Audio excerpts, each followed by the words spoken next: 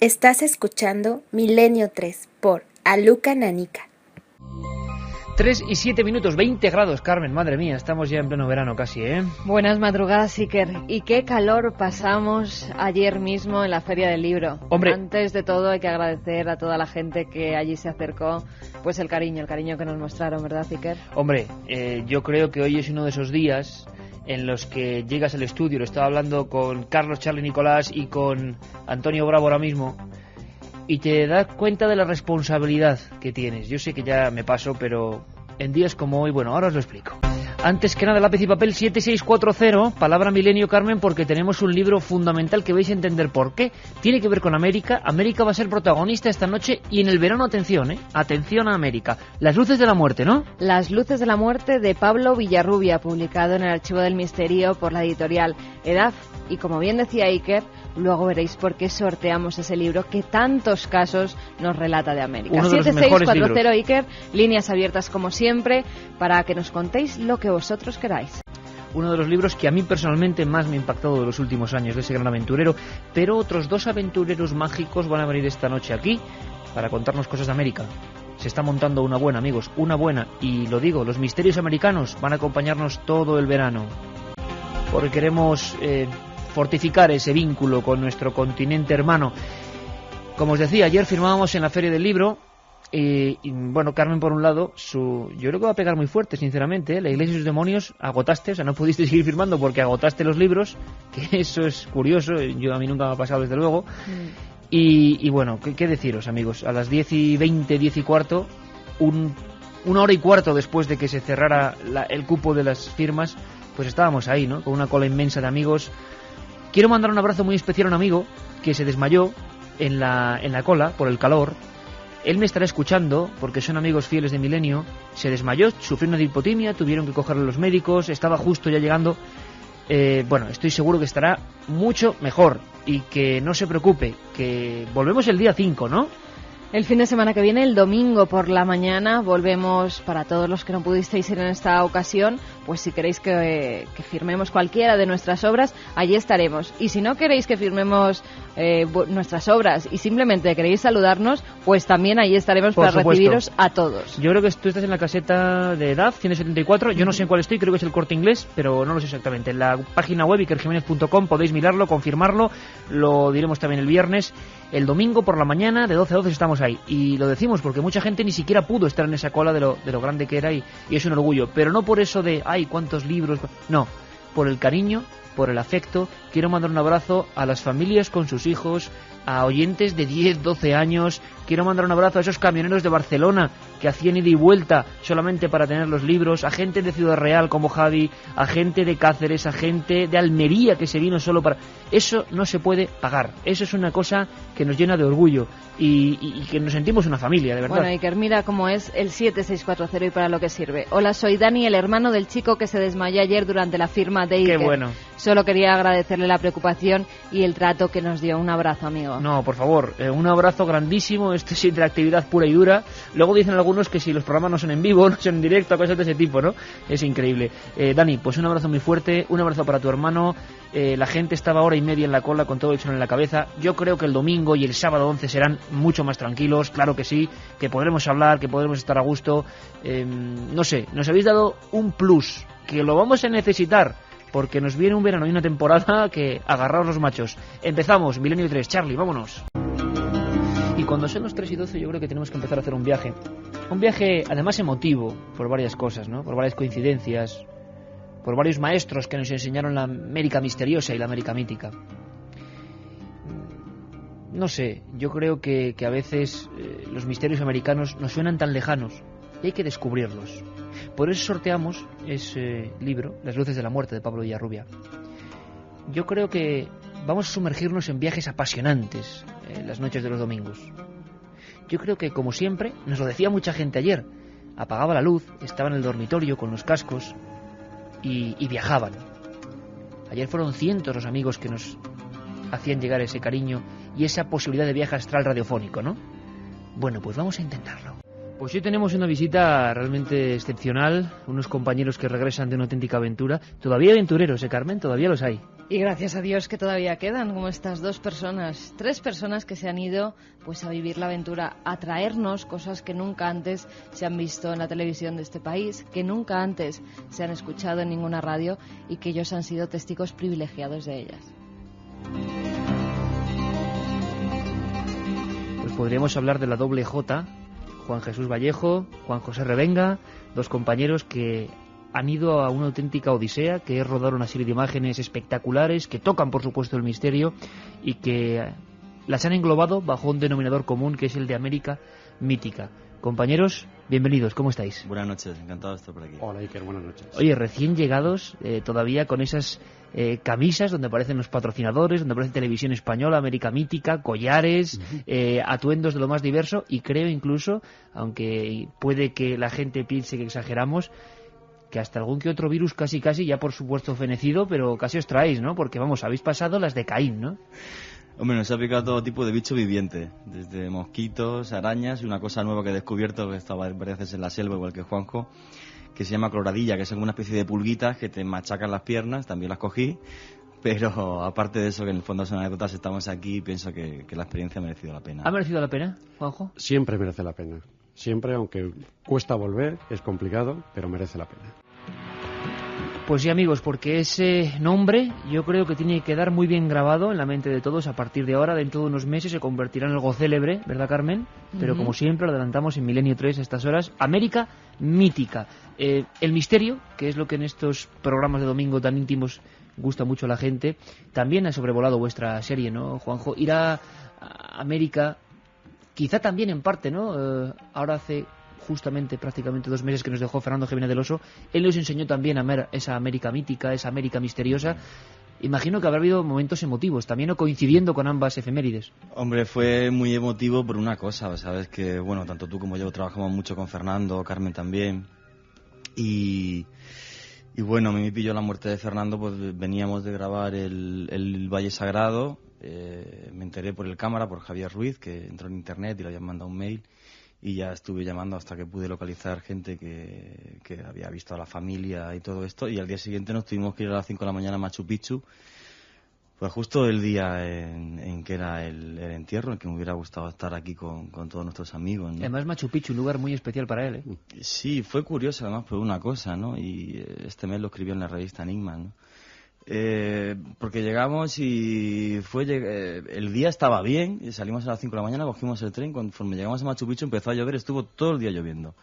Fue imposible rodar Machu Picchu, ¿no? Yo, en un momento en el que pensé, dije, mira, un día como hoy no voy a enfadarme ni nada, o sea, ya buscaremos las imágenes como podamos, lo poquito que pudimos grabar, y me dediqué un poquito a pensar en la labor de este hombre, ¿no? Que tan importante ha sido en la vida de mucha gente que hoy día nos seguimos dedicando al misterio, a la televisión, a escribir, ¿no? Y que en el fondo, otra cosa importante, pues que hizo también que nos conociéramos mucha gente, ¿no? Y también, si me permites, ese vínculo con América, ¿eh? Qué importante era para Fernando, qué importante fue Fernando en América, y de alguna manera tenemos el orgullo de que dos compañeros, nuevas generaciones, sigáis también esa senda, porque Juanjo Revenga, que también has pasado las de Caín en otros muchos rodajes, ¿sigue respirando misterio América? ¿Sigue siendo un lugar donde quedan cosas por descubrir en este mundo que parece que ya no hay nada por descubrir? América sigue siendo diferente. Ahí aún quedan ciudades por descubrir. Vamos, hace muy pocos años se han descubierto ciudades nuevas en Perú, en las selvas del Perú, y todavía son los mitos y leyendas que desde hace cientos de años no se han descubierto. A mí me interesa mucho, precisamente por un reportaje de Fernando Jiménez del Oso, un lugar que ahora, hablando a micrófono cerrado antes de entrar en el estudio, me decís que era un auténtico templo del miedo. No sé por qué se me quedaron las imágenes de cuerpos mutilados, de brazos, de piernas, de caras, rodeando una especie de ciudadela que impactaba. Yo nunca pude llegar, a pesar de conocer Perú, a ese lugar, y vosotros sí lo habéis hecho. Cerro Sechín. Hay lugares donde imagino que el miedo todavía sobrevuela a pesar de los miles de años, ¿no? Es que es un tipo de miedo muy distinto. Lo explico en el sentido de que rituales de sangre existen en todas las culturas americanas y también han existido en las culturas europeas, ¿no? Y mediterráneas. El tema es que ahí el culto a la sangre coge otra dimensión. En vez de ver los sacrificios que ves en los aztecas o ves en los mayas, lo que se ven son unas mutilaciones terribles y luego una serie de, como una especie de evolución de un guerrero que a la vez pudiera ser sacerdote, en la que a la vez que aparecen más mutilaciones y más crueles, además se dibujan con todo tipo de realismo, o sea, por ejemplo, arrancar un ojo, cosas así realmente tétricas. En relieve, ¿no? En relieve sobre piedras. Están, efectivamente, que es otra cosa, el pulido de la piedra también es curioso, eso lo entrevistamos al arqueólogo, si quieres, ahora si quieres te lo comento. Pues lo curioso es que este señor, que se va transformando, digamos, cada vez que va siendo más terrible el castigo que va infringiendo a prisioneros o otro tipo de personas, parece que adquiere más poder, más capacidad de entender la magia y a la vez aparece rodeado de más cabezas trofeo, que es también algo común a todas las culturas andinas, ¿no? El que se cortara la cabeza y se redujera, igual que hacen todavía, que hacían hasta hace pocos años los jíbaros, exactamente igual, ¿no? Entonces, lo que nos contaba el director arqueológico de la zona es que posiblemente Sechín es el lugar donde en América se ve más palpable que el gobernante, para mantener su poder, quería mantener el miedo y el terror sobre la gente que llegase hasta allí como un lugar de culto, ¿no?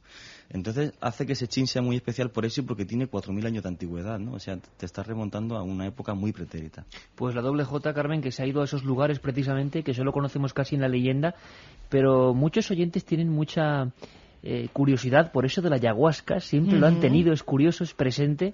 Y no sé, muchos preguntan por ello y tú también recuerdas Yo creo que de los míticos vídeos en los que se ve a Juan José Benítez y a Jiménez del Oso tomando ese ayahuasca y lo que ellos sienten, muy mal. Yo creo que nunca después otros investigadores o periodistas han grabado pues cómo se sentían tomando ese ayahuasca y estaría bien que nos lo contaran, a ver qué les pasó. La soga del muerto. Exactamente, eso quiere decir ayahuasca, soga de muerto en quechua. El ayahuasca es una planta milenaria, sagrada, que se ha tomado siempre, pues bueno, los indígenas lo han tomado pues para ver el futuro, para ver dónde estaba la casa, y ahora pues la gente lo está tomando de otra manera. La gente ya va a tomar ayahuasca de muchos europeos como alucinógeno. Y una droga, una auténtica droga para provocar estados alterados de conciencia. Exactamente, alterar totalmente la conciencia y la mente. Es lo que se está llegando y es lo que no se puede llegar a conseguir, porque claro, ahora mismo si tomas el ayahuasca sin ningún respeto, sin ninguna historia, pues te puede ocurrir lo que nos ocurrió a nosotros. O sea, es una extracción de esa planta, de esa raíz, que conjuntada con otras cosas o pura, se ingiere. Y claro, nos quedó la historia de Juanjo Benítez, que seguro que muchos oyentes están recordando, Carmen, que es la de un supuesto viaje astral. Eso nos quedó, que en las experiencias extracorpóreas se pueden percibir de una manera más clara. ¿Vosotros qué os ocurrió exactamente? El ayahuasca es una soga, una liana, que de los 50 kilos los pones a cocer, a hervir durante 12 horas y de ahí sale 1 litro. 1 litro de bebedizo. Ese líquido es un veneno que te tiene entre la vida y la muerte. Simplemente hace falta un buen chamán que te guíe en el camino y que te sepa sacar cuando te vas, cuando llega el punto de que ya no pierdes la conciencia y puedes morir perfectamente. El chamán con los cánticos, con los ícaros famosos, soplándote el humo, consigue sacarte de ese estado. Nosotros tuvimos un problema con un chamán brasileño que nos hizo, el bebedizo, el ayahuasca, tal, y lo mezcló con toé. El toé es un veneno superpotente. La ración fue, pues, un envenenamiento. O sea, que fuisteis envenenados, Juanje. Fuisteis directamente envenenados inconscientemente, porque ese hombre quizá quería ofreceros una experiencia más veraz o más fuerte. Yo pienso que lo que sucedió fue, como lo comentábamos, que éramos televisión española, que este programa se iba a ver en España y en toda Latinoamérica, pues este señor se esforzó demasiado en que viéramos cosas. Entonces, normalmente la ayahuasca, como bien decía Juanjo, se suele mezclar con una hierba que se llama chacruna. Entonces él la mezcló con toé. El toé, para que la gente nos entienda, es la datura. Para que la gente se haga una idea, la datura, lo que tomaban los chamanes mayas, que solamente con tomar datura pensaban que eran jaguares.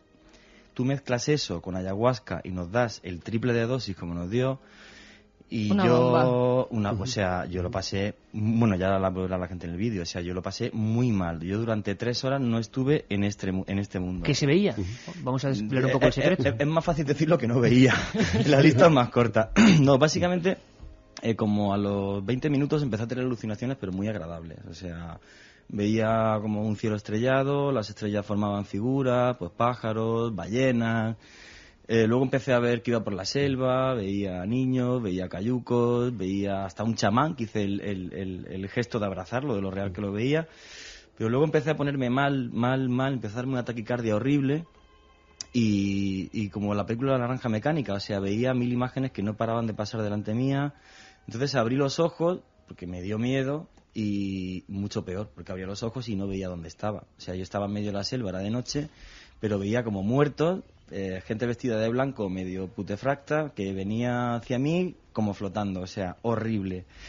Cerré los ojos y no paraba de ver pues cosas horribles. Veía gente que venía, me tocaba, gente con caras deformes, no podía hablar, no podía decir que estaba mal, no podía moverme. Así estuve, calculo como Juanjo estaba un poco mejor que yo, como unas 3 horas, tuve alucinaciones durante 12 horas, me tuvieron que llevar a... 12 horas sí, de, sí, no de podía, me alucinaciones. tuvieron que llevar, no podía andar, o sea, nada, muerto. El célebre poder de la soga del muerto. ¿Tu experiencia fue similar, Juanjo? El ayahuasca lo que tiene es que puede ser la mejor experiencia de tu vida o la peor. Yo es la 5ª vez que tomaba ayahuasca, no era la primera. Jamás había llegado a este nivel. Yo he tenido experiencias de estar tomando en una cabaña con 5 personas, el chamán agarrarme del brazo y decirme, ¿quieres que salgamos de aquí? Al decirle que sí, yo estaba viendo la ceremonia desde arriba, sin ningún problema, sin malestares, sin esas alucinaciones O sea, con tu terroríficas. cuerpo desdoblado, realmente. Desdoblado, yo seguía abajo. Yo me estaba viendo abajo entre las 5 personas que estaban tomando. Yo seguía estando abajo. Y esas experiencias es lo normal dentro de una ayahuasca buena, que vaya bien la experiencia, la sesión y funcione todo. Pero también puede ser terrible, como ha sido este caso. Eso es lo ¿En qué que hay que punto saber. estabais? ¿En qué país? Porque hay que decir que América Mítica, Ajá. Televisión Española, probablemente a partir de octubre, se centra sobre todo en 3 países, ¿no? Más o menos. En 3 países hemos grabado ahora. Hemos grabado en Perú, Bolivia y Panamá. Pero la serie incluye también Colombia, con la historia del Dorado, y luego el Caribe, con todo el sincretismo religioso de religiones que han venido de África, toda la mezcolanza. Oye, ¿el que país hay. más mágico? Es difícil, yo... Claro, hay que ver el concepto mágico, Sí. lo que Sí. significa, ¿no? Pero el país quizá donde todavía respira más el misterio, lo desconocido, América. En general. América es mágica, en general. en general. Tiene más fama quizá Perú, ¿no? Sí, pero yo pienso que hay una cosa, o sea, de un lado pienso que, o sea, América es mágica no solamente por los lugares arqueológicos que quedan, y también por toda la cantidad de ceremonias, de rituales, de restos de religiones antiguas que quedan allí, sino también porque te das cuenta que estás en un lugar donde hay 350 millones de personas que hablan en tu mismo idioma y es muy fácil sentirse como en casa. Pienso que ese también es el reto que hemos tenido en América Mítica, incluir no solamente la parte arqueológica, incluir también esa parte de magia y misterio que tiene, sino también una parte humana, porque pienso que para nosotros ha sido tan importante filmar las ruinas de Tiahuanaco, vernos en medio del Titicaca grabando una ceremonia al sol a las 5 de la mañana en la Isla del Sol, como hacer una entrevista a un indio tacana y preguntarle por su infancia y ver cómo lloraba de haber vivido en la miseria, ¿no? Y haber podido salir de ahí. Pienso que es la dimensión que le queremos realmente dar a la serie. Como no podía ser de otra manera, una serie comprometida, la de nuestros compañeros Juan José Revenga, Juan Jesús Vallejo, viejos conocidos del mundo de lo desconocido, y valga la redundancia, y que siempre con el ojo de la cámara han intentado captar muchas más cosas. Pero la pregunta va por cierto sentido. El objeto, lugar, enclave, donde todavía habéis respirado ese misterio. Es que, claro, me dices unos nombres, yo también he estado allí y se me pone la carne de gallina, ¿no? Tiahuanaco, con ese lugar asombroso, con esa puerta enigmática, pero hay muchos, por América hay muchos, algunos más conocidos y otros menos conocidos. Me gustaría que eligierais uno, un sitio, un enclave, quizá un objeto arqueológico, no lo sé, algo que como una imagen se quede impregnada en nuestros oyentes. Aunque sea a la vista por lo que menos te llama la atención, o de las ruinas arqueológicas o lo que pueda ser, yo creo que Tiahuanaco. Tiahuanaco tiene historia de algo. Ahí empezó todo y se nota que allí existe algo. Una ciudad, ahora a orillas del Titicaca, extrañísima para quien no sepa de lo que estamos hablando, que todavía no acaba de ser bien datada, o hay muchos problemas, llena de ídolos extraños, llena de pirámides, y la palabra pirámide también tiene mucho que ver con la serie, ¿no, Juanjo? Porque creo que hay constancia de otras muchas pirámides, no solo hay pirámides en Egipto, precisamente. No, para nada. Además, tuvimos la suerte, creo, que de ser los primeros equipos de televisión española que hemos recogido de primera mano de Ruth Chadi, de una grandísima arqueóloga peruana, las excavaciones que se están haciendo en la ciudad sagrada de Caral, que no solamente, bueno, tiene 5.000 años de antigüedad y es la primera ciudad que se construye en América, sino que además nos hace ver que se construían pirámides en América a la misma vez que se estaban construyendo en Egipto. Y cosas fascinantes. La gente piensa que los geoglifos empezaron en Nazca. No, hay geoglifos en Caral de hace 5.000 años. O sea, Los dibujos en el suelo visibles desde el aire te traigo la antes foto. que nazca. Si quieres, las fotos te las paso para tu página web en internet. Hay dos geoglifos que se han fotografiado desde el aire 3.000 años antes que nazca. Bueno, justo estará al lado de Guillermo Canal. León dando saltos, ¿no? Al escuchar a Juan Pero Vallejo. no solo lugares arqueológicos habéis recorrido, sino también rituales. Yo antes... Oye, te iba a preguntar exactamente eso porque muchos oyentes lo están preguntando, Claro ¿no? que sí. Rituales. Y Juanje antes decía caras desencajadas. Y Juanjo me contó que habían grabado un ritual de un tema que a mí me encanta. Posesión demoníaca. Contarnos un poquito, aunque otro día nos traigáis esos sonidos terribles. ¿Cómo eran? Hicimos una ceremonia en Panamá de Yompi Yompi, la primera vez que se grababa este tipo de ceremonias. Es una especie de vudú, pero jamaicano. Está hecho pues con los esclavos jamaicanos que llegaron a Panamá. Esa mezcolanza de religiones es en una iglesia, la gente vestida exactamente igual que en la iglesia católica y con posesiones. Les entra el ser dentro, se les ponen los ojos en blanco, bailan, cantan. Muy parecido al vudú, pero impresionante. Oye, ¿hay algún lugar donde habéis sentido el escalofrío de lo extraño? Un lugar, vamos a decir, así como hay una América amable y una América que os ha brindado, imagino, toda la amabilidad, pero también hay sitios que sobrecogen un poquillo, ¿no? ¿Lo habéis vivido? Así vamos, de sentir un miedo, un tal, o sea, quizás respeto o curiosidad o una intriga un poco oscura en Sechín, por lo que tienes delante tuya, ¿no? Por esas mutilaciones tan terribles y ese apología del dolor, ¿no? Que nunca he visto. Y lo que es de magia en sí, yo me quedo con una noche que estuvimos durmiendo en un poblado con los indios chocoes en Panamá, cerca de la frontera con Colombia. Cuando te das cuenta, o sea, no es solamente ya lo que es la cultura chocoe, que tú hablas con ellos y le preguntas y piensan que los seres mágicos siguen viviendo a su lado, los wandras, ¿no? Los espíritus que hay en el nacimiento de los ríos, ¿no? Y todos esos antiguos dioses, ¿no? Que viven la palabra animismo, de pensar que la naturaleza está animada, ¿no? Y eso no solamente por ese mundo mágico que todavía mantienen los chocoes, ¿no? Que viven como hace muchísimos años, sino además estar en un pueblo indígena y vivir directamente en otro mundo. O sea, darte cuenta que esta gente a las 6 de la tarde se va el sol, no hay electricidad, no hay nada, estás en medio de la selva, en medio de la nada, y ser capaz de tener el contacto con esta gente que vive de una forma tan pura, para mí fue una experiencia fascinante. Pues amigos, esto es un primer adelanto de lo que es América Mítica, Televisión Española. Hay que estar muy atentos a este gran trabajo que han hecho nuestros compañeros. 2 están aquí. El cámara también habrá pasado. Javier Ruiz. Habrá pasado de todo, ¿no? Grandes alegrías, grandes sustos, evidentemente, aventuras. Yo creo que me adelanto casi a los oyentes, Carmen, al decir que, por supuesto, no será la única vez que hablemos de esta serie. Es más, yo os emplazo aquí a que podamos hacer algún tipo de colaboración e ir contando con documentos, quizá de forma seriada, en radio, porque creo que va a ser un conocimiento alucinante de ese continente amigo y ese continente misterioso. Y quién mejor que vosotros para contarlo con esa viveza, con esa sensación del que todavía tiene en la piel un viaje mágico, ¿no? Perfecto, cuenta con ello. Aquí lo tendrás todo el material. Amigos, sabes que es un placer y vamos, por nosotros, todo lo contrario, encantado de estar aquí. Ahí lo pone en la camisa de Vallejo, Televisión Española, América Mítica. Quedaos con ese nombre. Gracias, amigos. Gracias a ti. 3:34. Un montón de mensajes, 7640, ¿verdad, Carmen? De todo tipo, de toda condición. Pues sí, Iker, por ejemplo, Chema nos dice: cuando viajamos a América esperamos sensaciones emocionantes de norte a sur, 100%, aunque regresemos a Europa a meditarlo. Iker, Carmen, soy Héctor, estamos en el chat y nos preguntamos qué pasa con los amigos que nos acercamos hasta allí ayer. Pues mira, además de ellos se habla también en un periódico y nos lo dice otro amigo a través del 7640. Chicos, ayer yo no pude estar en la feria del libro y cuando he leído en el periódico El País el exitazo de Iker, el sábado... Sí, me acaba de pasar Charlie Nicolás aquí el periódico El País, que yo no lo sabía, página 40 y sí, pero siempre tenemos que estar envueltos de misterio, ¿eh? Uh-huh. Un abrazo, por cierto, a los bemoleros, que se identifican los miembros de una lista de correo de Iker Jiménez y que, bueno, estuvieron ayer, por supuesto, en la feria.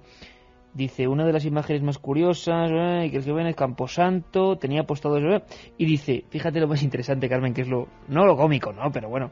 Se crean leyendas urbanas exacto, en torno... Exacto, hasta en la feria, dice, tenía apostado una suma de... antes de llegar él, o sea que había mucha gente antes de llegar yo, y dice, al parecer, dice El País, los lectores habían sido convocados mediante una palabra clave en mensajes de teléfono móvil. No, hombre, a tanto no llegamos, Sería, por ejemplo, poner Charlie Nicolás, ¿no? Pásalo, Charlie Nicolás, pásalo, y entonces todo el mundo iba a la feria. No, hombre, no, a tanto no llegamos. No. Ojalá, oye, sería una buena idea, porque está claro que lo del móvil es el futuro, está clarísimo, es el presente, pero no, la gente estaba allí pues porque imagino que habría oído, por ejemplo, Milenio, o habría habría oído la entrevista que tuvimos con ese magnífico amigo, con Tony Garrido, por la mañana. Pero gracias, hombre, a la gente del país por acordarse de nosotros. Vamos con más mensajes sobre América. Manolo Vigilante nos dice: América y sus civilizaciones brillantes que se esfumaron sin casi dejar rastro. Como Tiahuanaco. Es un filón inacabable. Seguir así. Pues yo os propongo lo que les decía Juanje y al maestro Revenga, y es que podamos hacer algo este verano, bueno, pues caso a caso, historia a historia, con sonidos, con documentos estremecedores. Yo creo que apetece, ¿no? No sé qué pensáis, pero si lo pensáis, nos lo decís. Siempre me ha llamado la atención Machu Picchu. Un día vi una foto en la que la montaña parecía el perfil de un indio. ¿Es verdad o solo era un montaje? Fue una célebre foto que ni era verdad ni era montaje, lo que era una deformación exagerada de los perfiles del Huayna Picchu, ese lugar mágico, y claro, parecía un rostro, pero no es para tanto, o sea, se modificó un poquito. Hola amigos, aún quedan entradas para lo del viernes en Miranda. Me gustaría ir a veros desde Zaragoza, adelantarnos algo de todo lo que vais a montar, nos dice Miranda, Daniel. Estaba recordando un sitio que te gusta a ti mucho, un monasterio perdido en mitad de la nada en Burgos. Uh-huh. Estaba recordando casos de ovnis con militares. Estaba recordando la investigación de Camposanto, que por supuesto que veremos ahí en vídeo. Muchas cosas. Lo que podemos hacer ya por SMS, el 7600, aquel que está, ya no hay, está todo completamente agotado, pero en Miranda los compañeros van a estar con las taquillas, con las invitaciones, así que se puede ir todavía. Una noticia de esas que te ponen la sangre un poco revuelta. Si es que además el mundo del exorcismo es algo que tú conoces bien, uh-huh, pero que nunca deja de sorprendernos cuando aparece en un periódico, en una noticia, en una columna, y sobre todo cuando el titular viene de una manera tan inquietante que además hemos visto repetida en varias ocasiones. Dice: ola de exorcismos en Querétaro.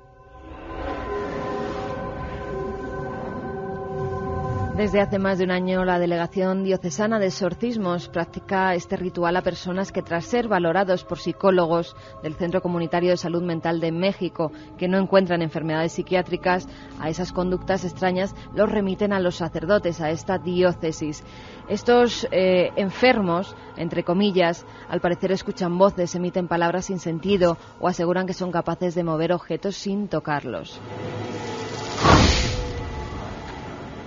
Salvador Espinosa Medina, vicario general de la diócesis de Querétaro, afirma que la proliferación de sectas satánicas en esta ciudad ha colocado a la entidad en el primer lugar en eliminación de posesiones. Según el religioso, la mayoría de los posesos han sufrido una pérdida de fe. Mario de Gasperini, obispo de la localidad, instruyó a la Delegación Diocesana de Exorcismo en febrero de 2004 ante los múltiples casos de personas con síntomas de estar sufriendo una posesión demoníaca. La mayoría de los que acuden en busca de la ayuda de los sacerdotes habían jugado con la Ouija y posteriormente comenzaron a sufrir fenómenos extraños. La Ouija, esa tabla, ese juego, ese mal llamado juego que a veces provoca posteriores alteraciones del orden cotidiano. Pero es que la palabra exorcismo, que está presente constantemente en ese libro que ya nos dicen que es sobrecogedor, de la Iglesia y sus demonios, que es difícil de leer, Carmen, te lo digo sinceramente, apasionante pero difícil de leer por lo crudo. Bueno, pues tú, por ejemplo, también especulas con eso que se hablaba del difunto Juan Pablo II y de sus famosos exorcismos, por lo menos 2 se hablaba, pero ahora han salido nuevos datos de lo que le ocurrió de verdad a Juan Pablo II con alguien que decía estar poseído. ¿Qué ha pasado, Carmen? Monseñor Gianni Danzi reveló la semana pasada que pudo presenciar cómo Juan Pablo II practicó con éxito un exorcismo a una joven cuyo padre sostenía que estaba poseída por el demonio. Al parecer esto ocurrió el 6 de septiembre del año 2000, cuando el sacerdote, que en aquella época era secretario general de la Gobernación del Estado Pontificio, regresaba por el Arco de las Campanas y observó cómo unas personas sujetaban a una muchacha que se agitaba y gritaba. Al preguntar qué pasaba, el padre le aseguró que su hija tenía al maligno dentro del cuerpo. Como las oraciones y la medalla que le dio Danzi no surgieron efecto para calmarla, decidieron acudir al Papa y este, después de bendecirla y rezar unas oraciones, logró que se calmara. La otra realidad. Fenómenos extraños. Misterios sin resolver. Milenio 3. Son las 3:41, por supuesto siempre en líneas abiertas, 7640, programa interactivo, como habéis visto al principio, en el cual nos escribía el hermano de ese chico con la lipotimia, que estoy seguro que él está allí disfrutando del programa y sin ningún problema. Por supuesto que te firmaré Camposanto en la próxima llegada. Al final yo creo que nos quedamos hasta sin firmar, y será un auténtico placer darte el libro. Por supuesto que sí, regalarte el libro. Si pasas por la feria, que lo sepas, me lo dices, y por lo menos por el mal rato que por culpa mía pasaste ante el sol y ante esa cola gigantesca, pues tendrás tu libro de Camposanto, claro que sí. Y por cierto, mucha gente cuando veía novela de investigación, casi todo es absolutamente verdad, una historia vieja y moderna como es la de Camposanto, me preguntaban por qué el Bosco y por qué en la portada ese cuadro terrible de unos cristianos que lo están pasando muy mal. Bueno, pues yo también quiero empezar a hacer una pequeña sección de vez en cuando para este verano, que surgirá así de sorpresa, como es todo en este programa. Nada es programado para que siempre... Sí programado, pero no esperado. Siempre que haya un margen de sorpresa, ¿no os parece? Bueno, pues la he querido llamar Retrato. Retratos. Vamos a descubrir en menos de 3 minutos por qué el Bosco. ¿Quién era el Bosco? ¿Cuál es su misterio? Vamos allá. Definir a Jeroen Van Aken es muy difícil, o a Jeronimus Van Aken, o a el Bosco, o a el Bosqui. Muchos nombres aparecen en sus documentos más antiguos. Simplemente, en este pequeño diccionario de lo extraño, retrato de lo extraño, podemos decir que nació aproximadamente en 1450, que quizá murió en una franja incomprendida y desde luego nunca descubierta, que estaría cercana, según muchos eruditos de la historia, hacia el 1514 o 1516. Lo que sí sabemos es que es el pintor más enigmático de todos los tiempos. También sabemos que un incendio en su más remota niñez le marcó la vida. Vio cómo se desvencijaba parte de su pueblo natal, Hertogenbosch, de donde cogió el nombre, Bosch, el Bosco. Vio muñones deshaciéndose por el fuego. Vio cabezas de niños pequeños ennegrecidas por las llamas. Vio una inmensa mole de carne humana carbonizándose. Y aquello marcó su infancia y marcó su mente. Cuentan que el primer cuadro, que algunos dicen que se llamaba El carro de la calavera, era el retrato de extraños personajes, quizás sacamantecas, autores de rituales, personas que quitaban las últimas propiedades de los muertos aunque estuvieran quemados, y que pasaban por allí muy cerca de su casa. Era un artista precoz, y cuentan que ya muerto, el gran genio al que ahora se rinde homenaje en el Prado, en esa pinacoteca maravillosa, que es el germano Alberto Durero, cuando vio aquel primer cuadro se arrodilló y simplemente dijo: hay cosas aquí jamás imaginadas por ningún otro hombre. Y es que el arte del Bosco es incomprensible, inabarcable, lleno de enigmas. Todos los nombres que tienen sus cuadros son posteriores. Lo han puesto la mayoría de las veces cristianos atemorizados entre ellos. Por ejemplo, el Jardín de las Delicias, la extracción de la piedra de la locura, la adoración de los reyes, el juicio final, las visiones del más allá. Pero no sabemos cómo las quiso llamar él. Solo vemos sus monstruos, sus deformaciones, sus infiernos. Su único retrato dice que sus ojos vieron eso, más allá que ningún otro hombre. Sus ojos vieron el inicio del propio Averno.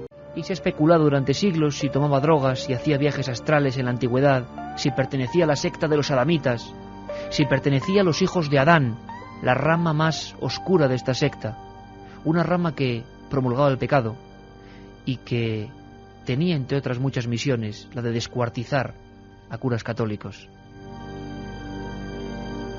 Hoy no nos quedan más que las pinturas, unas pinturas extrañas por las que mucha gente ha muerto, unas pinturas que tenemos en el Prado y que estuvieron en el Escorial, unas pinturas ante las que murió el mismísimo Felipe II. ¿Comprendéis por qué el Bosco es un misterio? Seguiremos ahondando en él. Y esta música cósmica, Carmen, nos sirve para hablar de una cosa que tiene que ver con el espacio, con los ovnis. Un enigma que nunca olvidamos, un enigma que ahora vemos más lejano, pero que, por ejemplo, en la Francia de 1954, retornamos 50 años en el reloj del tiempo de esta nave del misterio, fue un auténtico problema. Seguro que muchos jóvenes amigos de Milenio no conocen qué es eso de la oleada francesa de 1954. ¿Por qué entidades gubernamentales empezaron a investigar el fenómeno ovni? ¿Por qué miles, decenas de miles de franceses aseguraban que en sus campos no solo se habían visto ovnis, sino que se habían posado e incluso habían visto a los supuestos ocupantes? ¿Qué hay de cierto? ¿Qué hay de leyenda, de exageración? Carlos Barroso abre a estas horas el archivo del misterio, el archivo secreto, y se va a la Francia de 1954. En las décadas de los 50 y los 60 hubo momentos de una enorme actividad ufológica. Se conocieron como oleadas o crisis y añadieron un aspecto poco habitual entonces: la descripción por parte de los observadores de esos ovnis de figuras con forma humana dentro de los objetos volantes no identificados. La oleada más intensa, y tal vez la más conocida, fue la que tuvo lugar en Francia en 1954.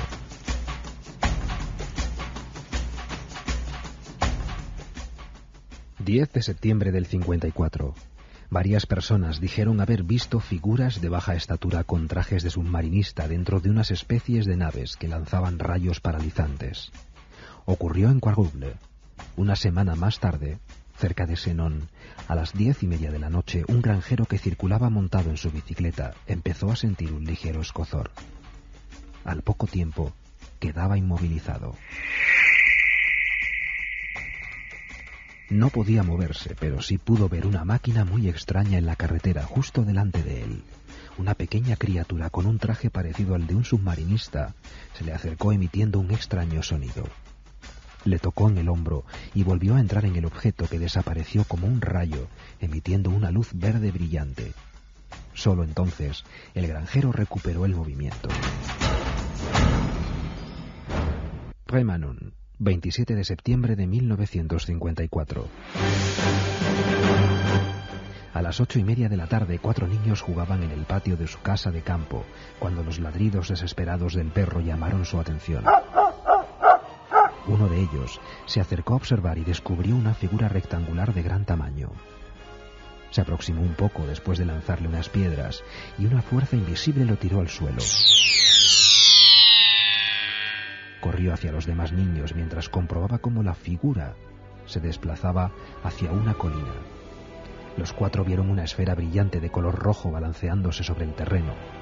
Al día siguiente, la policía encontró en ese lugar un círculo de hierba aplastada de unos 4 metros de diámetro. El 9 de octubre de 1954, un trabajador circulaba en bicicleta por las proximidades de Poitiers. Un ser de 1,30 m de estatura, vestido como un submarinista, se acercó a él y desapareció entre los árboles. Según describió después, su cabeza parecía estar llena de cabellos, entre los que se veían 2 enormes ojos brillantes. Al día siguiente, en Punoy-la-Chetive, al norte de Francia, 3 niños vieron aterrizar una máquina brillante. De ella bajó un hombre de pequeña estatura vestido con una túnica negra. De nuevo la misma descripción. Su cara estaba llena de pelo y en ella destacaban 2 enormes ojos. Se acercó a ellos pronunciando palabras ininteligibles, lo que hizo huir a los niños, que desde lejos vieron como el objeto se elevaba rápidamente y se perdía en el cielo. Un día después, en otro punto del país, esta vez en Tapignac, en la costa atlántica, 3 hombres contemplaron un disco con una cúpula rojiza a unos 10 metros por encima de ellos. El objeto se perdió entre unos árboles, pero el resplandor que emitía seguía siendo visible. Siguieron la luz y llegaron hasta el lugar donde había aterrizado. 4 humanoides, de aproximadamente 1 metro de estatura, trabajaban debajo de la nave.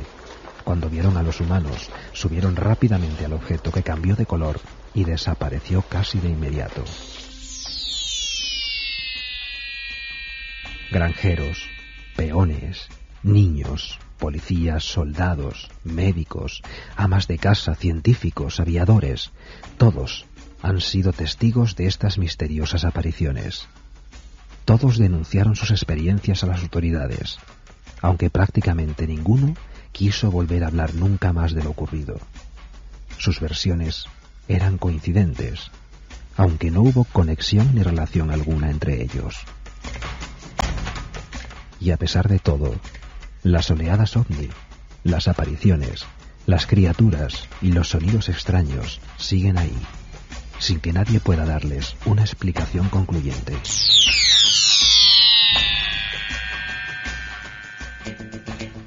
Vamos con mensajes que nos llegan al 7640. Ya sabéis que sorteamos ese libro de Pablo Villarrubia, Las luces de la muerte.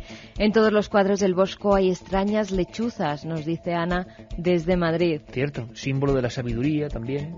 Iker, ¿sabes algo del fenómeno del Algarve en Portugal, donde en una bajada de carretera hay una fuerza que hace frenar el coche? Nos pregunta Mario de Tomelloso. Sí, es totalmente explicable, como lo que ocurría en un punto de las Islas Canarias, simplemente fuerzas absolutamente medibles científicamente y, hombre, visualmente muy curioso, porque en algunos puntos los coches parece que van hacia arriba, pero en realidad es una bajada, y en otros se frenan, claro, aparentemente a la contra de las leyes de la lógica, pero no, es completamente natural y nada paranormal. Carol nos pregunta que a qué hora empieza lo de Miranda, porque va en tren desde Madrid y tiene que ver los horarios para llegar a tiempo. Pues empezaremos sobre las 12 con ese previo, donde veremos muchísimas cosas para después, por supuesto, conectar con toda España a la 1:30. Hace un par de días escuché el programa de las luces de Brasil del 2003 y me quedé impactado con el caso del pescador alcanzado por una de esas luces. João Prestes Filho, una historia atroz que Pablo Villarrubia, en ese libro que sorteamos además, reproduce hasta con documentos que son sobrecogedores y hasta documentos incluso de autopsias y actos auténticamente terribles que tuvieron lugar en toda una zona de Brasil en los años 40, mucho antes de que oficialmente se supiera de este misterio de los supuestos ovnis del que nos acaba de hablar Carlos Barroso. Las luces de la muerte y el caso de Prestes Filho. Es muy gratificante ver que la televisión estatal va a volver a apostar por documentales del lado oculto de la antropología y con unos exploradores como estos. Juanjo Revenga y Juan Jesús Vallejo, que se incorporan desde ya a nuestro equipo de reporteros y que van a hacernos pasar un verano maravilloso. Por cierto, Carlos, creo que últimamente ha habido un instrumento del que se ha hablado mucho, un instrumento musical como este. Un piano. ¿Y quién no ha oído hablar ya a estas alturas del hombre del piano, un joven músico amnésico que apareció en circunstancias extrañas en una carretera costera del sur de Inglaterra? Podría ser, según dicen ahora, un ex integrante de un grupo de rock checo. Cuando la policía halló a este joven iba vestido con traje de concierto, pero estaba totalmente empapado y alguien además le había quitado tanto las etiquetas del traje como de los zapatos. El joven desde el 7 de abril, día en que fue hallado, no ha dicho una sola palabra y parece haber perdido totalmente la memoria. La única manera que tiene de comunicarse ha sido tocando el piano, cosa que hace durante horas. Cassius Crispin, un excompañero de la banda donde presuntamente tocaba el misterioso personaje, afirma haber reconocido al pianista, al que ha identificado como Tom Strand, y asegura que tocaron juntos en la década de los 80 y que era capaz de interpretar de memoria a Chopin o a Liszt. Según Crispin, ambos se hicieron amigos durante la infancia y formaron una banda que bautizaron como Ropótamo y que fue disuelta tras la caída del muro de Berlín. Al parecer, la última vez que le vio fue en Praga hace 2 años y ya entonces parecía tener problemas mentales. El periódico británico The Mail on Sunday ha publicado una vieja foto en la que se ve un hombre rubio de pelo largo tocando un piano eléctrico y que podría ser el misterioso pianista. Bueno, pues ahí tenemos a Carlos, ¿eh? Carlos es el que toca el piano ahora mismo. Un virtuoso. La verdad es que es una historia increíble que espero que luego no nos la chafen, en el sentido de que sea algo publicitario, como ya comenta alguna gente. Es raro que sea algo publicitario. Nos recuerda la historia auténtica de Kaspar Hauser, aquel muchacho venido de ninguna parte, que traía una carta que simplemente decía: cuiden de mi hijo. Aquel hombre que fue apuñalado, decía: cuchillo apuñaládome. Y que, bueno, fue una vida muy triste porque un hombre con máscara negra al parecer no quería que hablase. Poco a poco había ido recobrando el habla, ese tal Kaspar Hauser muerto en mitad de las calles de Nuremberg. El caso del cadáver de Boisaka, ese caso que sé que estremece a muchos seguidores de Milenio, ese viandante extraño en mitad de la vía férrea, atropellado como si no supiera lo que era un tren, cuyas huellas no coinciden con ningún fichero internacional de Interpol, cuyas facciones son muy extrañas. Hombres sin pasado, hablaremos de ellos. Y yo creo que ya nos despedimos con nuestros amigos, ¿no? Pues sí, que vamos con primero, si quieres, los ganadores para Las no luces darlos de la muerte. luego rápidamente. La primera es Lupe, que nos dice: gracias por hacerme viajar a mi país, Perú, aunque sea con la imaginación. Maravilloso Alfredo, país. Yo hace años vi lo que creo que es un ovni. Hacía movimientos extraños y tenía luces de colores alrededor. Pues a ver si nos otro puede dar libro más va para datos. él. Olga, este verano voy de vacaciones a México y me encantaría conocer más historias de ese país. Así que empezad pronto con esa nueva sección. Pues sí, y además va a dar unas satisfacciones increíbles. Por cierto, Carmen, no nos olvidamos, antes, lo está preguntando la gente, domingo por la mañana es de 12 a 2, ¿no? Domingo por la mañana de 12 a 2 de la tarde estaremos en la Feria del Libro de Madrid, pues para saludaros a todos los que os acerquéis. Vamos con más mensajes. María de Puerto Llano: tenía entendido que el mejor Oye, alucinógeno qué en bien te este queda ese sentido collar. es que me lo han traído Juan Jesús Vallejo y Juanjo Revenga. Muy bonito. Creo que es de Perú. Ujú. Perdón por el lapsus. Y también bonito el pedazo cuchillo que te han traído. Que no a ti. les dejaban subir.